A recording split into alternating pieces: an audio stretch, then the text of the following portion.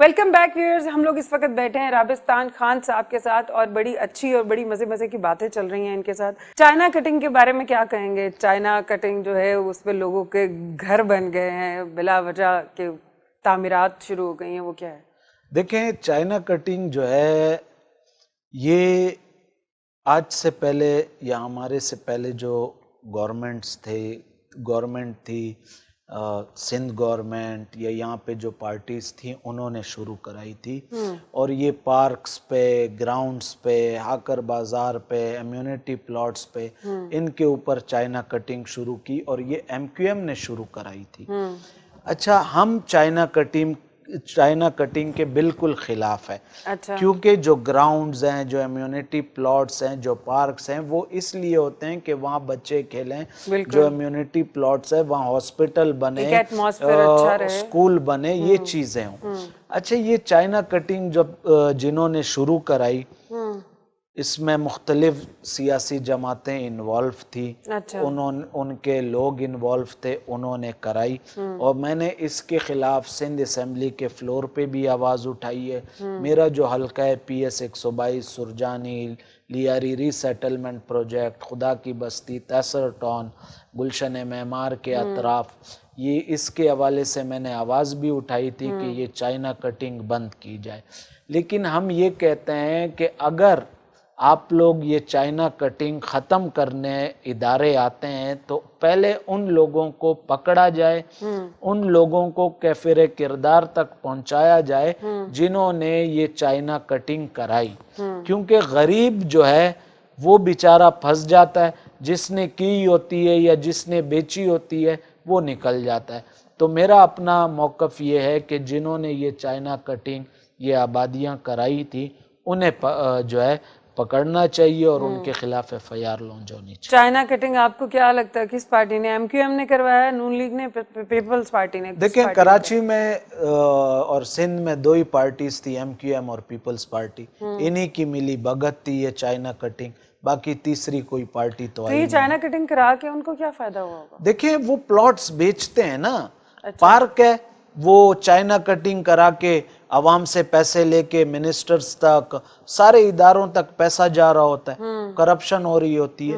یہ ایک دوسرا جو ہے راستہ ہے کرپشن کرنے کا. کرپشن کراچی سے کیسے ختم ہوگی؟ کرپشن ہر جگہ پہ ہے لیکن کراچی میں بہت زیادہ. آپ کیا کہتے ہیں اس بارے میں؟ دیکھیں، جب تک یہ نظام نہیں بدلتا، یہ گورنمنٹ، یہ سندھ گورنمنٹ نہیں چینج ہوتی، تو کرپشن سے پاک کراچی یا پاک سندھ ناممکن بات ہے. کیونکہ ان کو کرپشن کا جو ہے مزہ لگ چکا ہے اور سارے ادارے کرپٹ ہیں.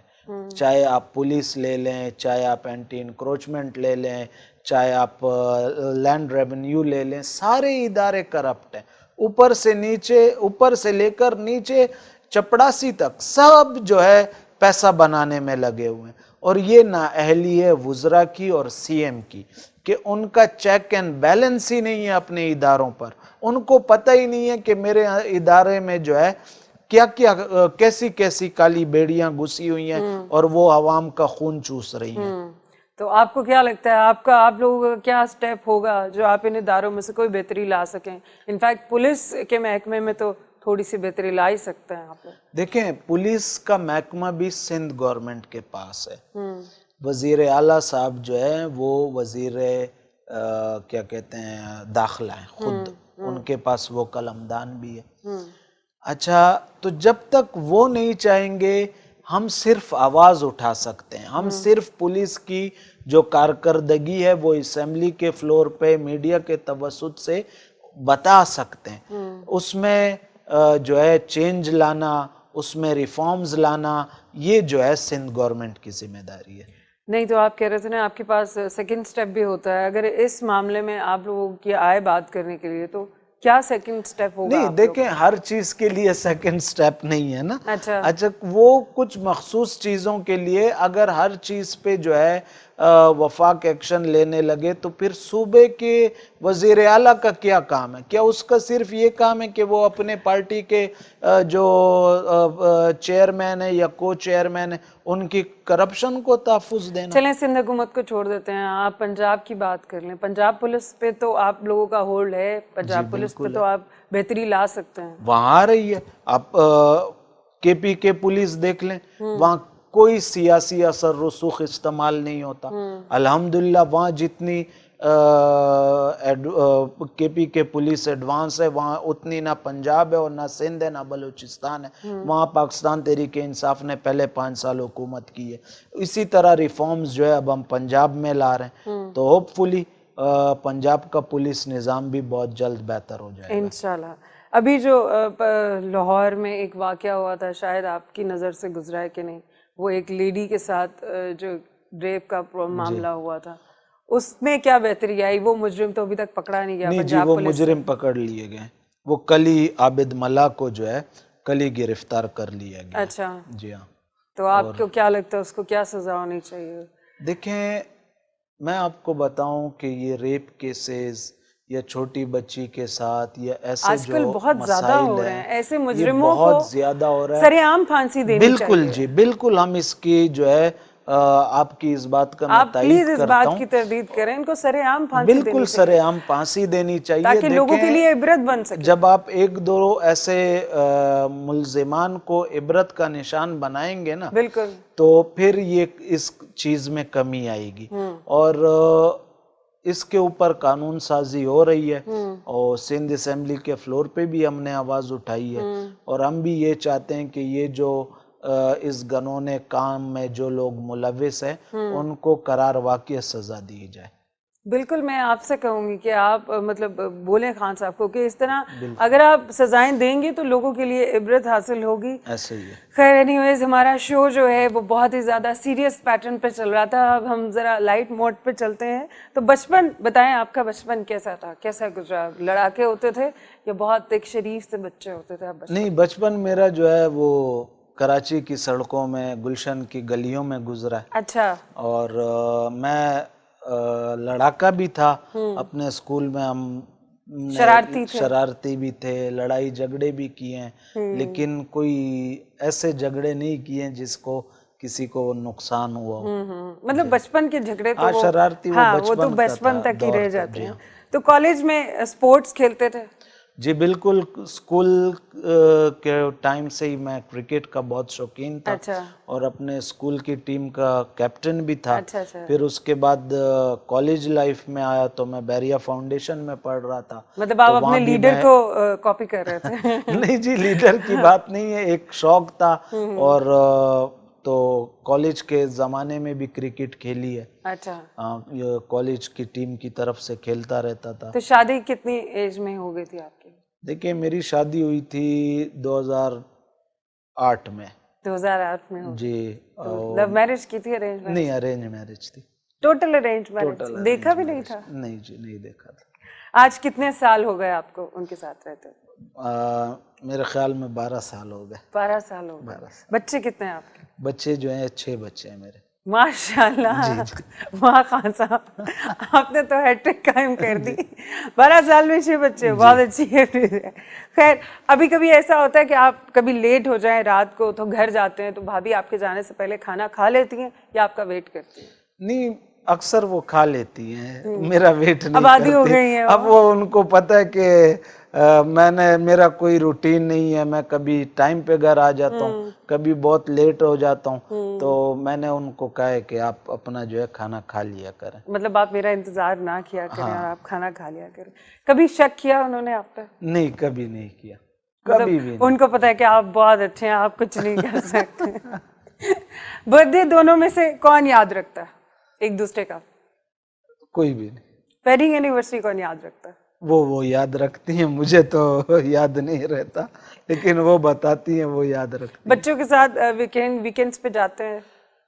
पहले जाता था, वेकेशंस पे उनको लेके चला जाता था, लेकिन जब से MPA बना हूं, एक दफा उनको बच्चों को वेकेशंस पे लेके गया। शिकायत करते हैं बच्चे? बहुत ज्यादा शिकायत करते हैं, क्योंकि मेरी बेटियां हैं माशाल्लाह। वो मुझ से बहुत ज़्यादा अटैच है।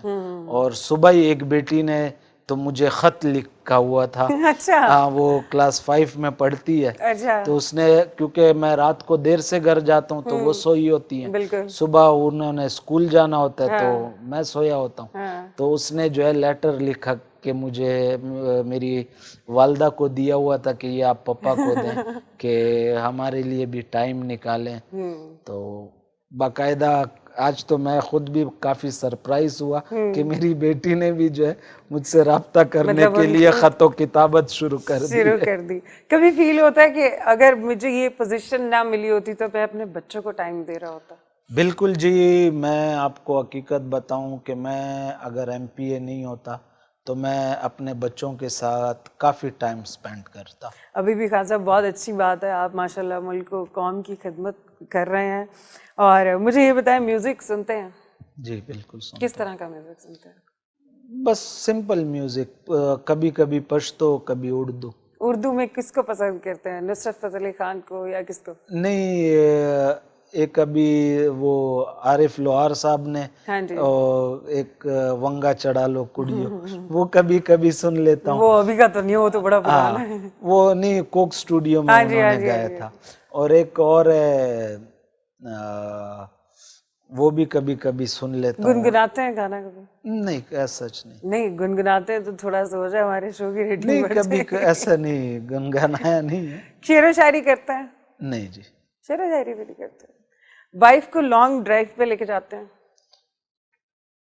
बहुत कम, अच्छा। बहुत कम। यानी अगर मैंने DI खान वगैरह जाना हो तो वाइफ को साथ ले जाता हूँ, या इस्लामाबाद या KP पिशावर साइड पे, तो वाइफ साथ होती है। वरना वैसे कराची में लॉन्ग ड्राइव पे नहीं लेके गया।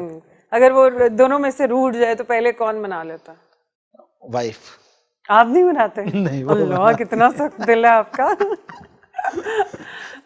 अच्छा, मुझे ये बताएं कि आप प्लेन में जा रहे हैं, अकेले सफर कर रहे हैं, आपके साथ वाली एक सीट खाली है, तो 3 लड़कियां खड़ी हुई हैं, महविश हयात, आयशा खान और आयशा उमर, किसको बिठाना पसंद करेंगे? आयशा उमर। देख लें, आयशा उमर आपके साथ सफर करना चाह रहे हैं, वो आप प्लीज हमारे खान साहब को टाइम दें। खान साहब, जाते जाते हमारे शो का वक्त खत्म हुआ जा रहा है, लेकिन आपसे बात करने का बहुत ही मजा आ रहा था और पता ही नहीं चला वक्त का। जाते जाते हमारे यंगस्टर्स को, हमारे व्यूअर्स को क्या मैसेज देना चाहेंगे? देखिए, मैं पाकिस्तान के यंगस्टर्स को ये मैसेज दूंगा कि अपनी तालीम पर भरपूर तवज्जो दें जी। देखें, इस मुल्क की बागदौड़ जो है हमारे यंगस्टर्स ने संभालनी है जी। अगर यहाँ अच्छे ब्यूरोक्रेट्स, अच्छे ऑफिसर, अच्छे सियासतदान पैदा होंगे तो हमारा मुल्क जो है, अच्छे बिजनेसमैन पैदा होंगे तो हमारा मुल्क दिन दुगनी और रात चुगनी तरक्की करेगा। लेकिन अगर हम अपने एजुकेशन पे फोकस नहीं करते और गलत कामों में पड़ जाते हैं तो एक तो फैमिली वाले भी परेशान होते हैं, वालिदैन भी परेशान होते हैं और आपका फ्यूचर जो है वो कुछ भी नहीं होता। तो सबसे मेन चीज़ जो है वो एजुकेशन है। जब एजुकेशन होगी तो सारा पाकिस्तान जो है वो खूबसूरत हो जाएगा इंशाल्लाह। Thank you so much Rabistan Khan साहब, आप हमारे शो पे आए, बहुत अच्छा लगा आपसे बात करके। व्यूअर्स, मैं मिलूंगी आपसे अपने अगले शो में एक नए गेस्ट के साथ। इसी के साथ मुझे दीजिए इजाज़त। खुदा हाफिज़।